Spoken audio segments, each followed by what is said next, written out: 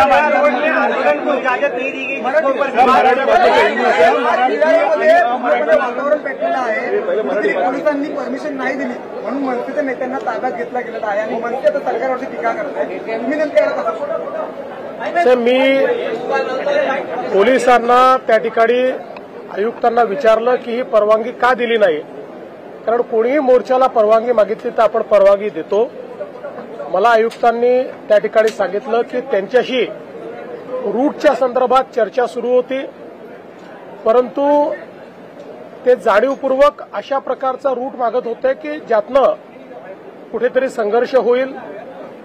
आणि पोलिसांचं म्हणणं असंही होतं की या संदर्भात काही लोकांच्या संदर्भात त्यांच्याकडे काही इनपुट्स आले होते की त्यांना त्या ठिकाणी वेगळ्या प्रकारची काही कारवाई करायची आहे.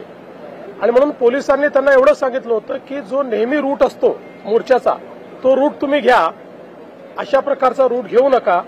पण त्यांनी त्याला नकार दिला. त्यांनी सांगितलं आम्ही हाच रूट घेणार, दुसऱ्या रूटवर आम्ही काही जाणार नाही. म्हणून पोलिसांनी ती परवानगी नाकारली असं मला आत्ताच सीपींनी सांगितलेलं आहे.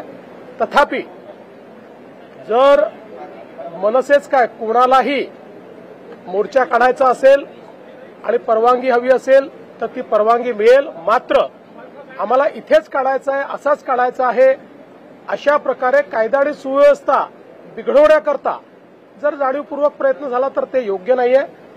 शेवटी आपल्याला सगळ्यांना एकाच राज्यामध्ये एकत्रितपणे राहायचं आहे, आपल्या राज्याच्या विकासाचा विचार करायचा आहे. त्यामुळे योग्य रूट देऊन त्यांनी जर परवानगी मागितली तर ती परवानगी कधीही मिळेल, आजही मिळेल, उद्याही मिळेल. असं आहे तेही मी विचारलं. त्याच्यावर सीपींनी मला सांगितलेलं आहे की जो रूट दिला त्या रूटवर जुना मोर्चा निघाला. त्यांनी कुठल्याही रूटचा आग्रह केला नाही. यांनी स्पेसिफिक अशा रूटचा आग्रह केला की जिथे मोर्चा काढणं कठीण आहे. त्यांना काल रात्री मग त्यांनी अशी मागणी केली की आम्हाला सभा घ्यायची आहे, त्याची परवानगी त्यांना दिली की ठीक आहे तुम्ही सभा घ्या. पण त्यांना स्पेसिफिक अशा ठिकाणीच तो मोर्चा न्यायचा होता की ज्यातनं काही अडचणी निर्माण झाल्या असत्या, कायदा सुव्यवस्थेचे विषय निर्माण झाले असते. आता इतके वर्ष आपण सगळेच मोर्चे काढतोय. मोर्चे काढत असताना आपण पोलिसांची चर्चा करून रूट ठरवत असतो.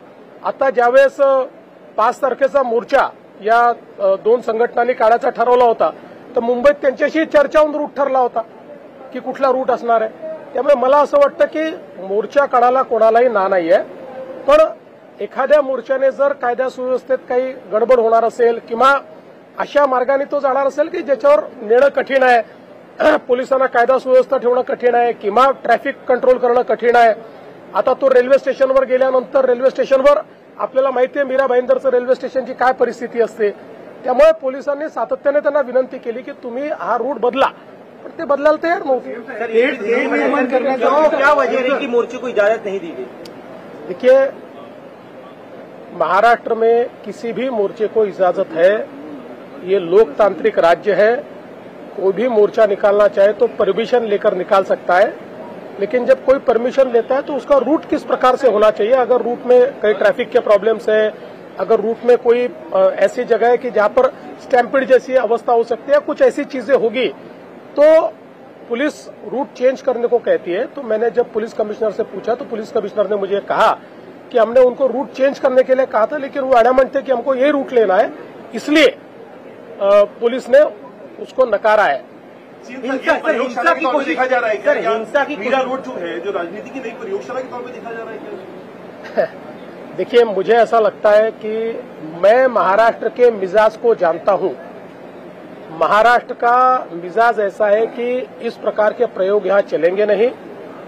जो मराठी आदमी है वो बड़े दिल का है, क्योंकि भारत पर जब आक्रमण हुआ तो मराठी आदमी ने केवल महाराष्ट्र का विचार नहीं किया, पूरे भारत का विचार किया. इसलिए मराठी आदमी कभी छोटा सोच नहीं सकता, कभी संकुचित सोच नहीं सकता. इसलिए कोई प्रयोग करने की कोशिश भी करे तो नहीं हो पाएगा.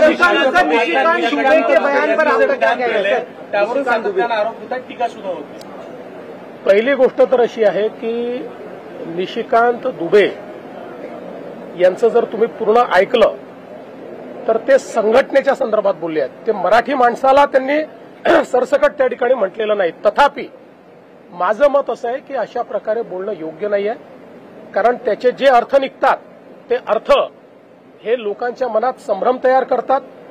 मी पुन्हा एकदा सांगतो की मराठी माणसाचं ऐतिहासिक योगदान या महाराष्ट्रामध्ये प्रचंड मोठं आहे आणि आपल्याला कल्पना आहे की ज्यावेळी परकीय आक्रमकांनी या भारताची संस्कृती संपवण्याचा प्रयत्न केला होता त्यावेळेस ती जिवंत ठेवण्याचं काम हे छत्रपती शिवरायांनी केलं, छत्रपती संभाजी महाराजांनी केलं आणि त्यानंतर मराठ्यांनी संपूर्ण भारतामध्ये त्या ठिकाणी आपली संस्कृती जिवंत ठेवण्याकरता परकीय आक्रमकांच्या विरुद्ध लढाई केली.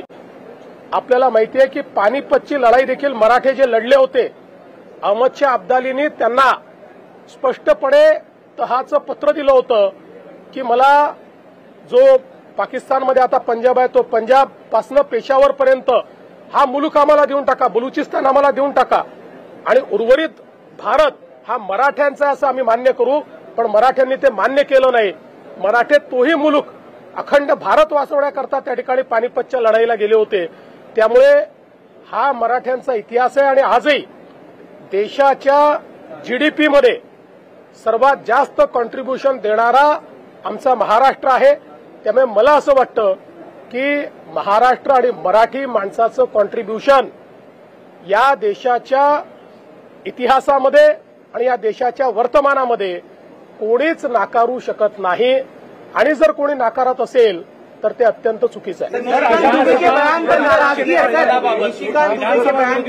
पदाबाबत पुन्हा एकदा विरोधी पक्ष अध्यक्षांना पत्र लिहित आहे आणि स्मरणपत्र म्हणून देते की विरोधी पक्ष नेत्याची नेमणूक करा, सरकार मात्र यासाठी आग्रही नाही असं त्यांचं म्हणणं आहे. हा सरकारचा विषयच नाही आहे, हा विषय अध्यक्षांचा आहे. ते अध्यक्षांना पत्र लिहितील, अध्यक्ष जे नियमात आहे ते करतील. त्यामुळे यात सरकार येतं कुठे? सरकारचा काही संबंध नाही याच्याशी. हा मुद्दा माननीय अध्यक्ष महोदय आणि ते जे काही विरोधी पक्ष त्यांच्यामध्ये आहे. चला माझा पहिला प्रश्न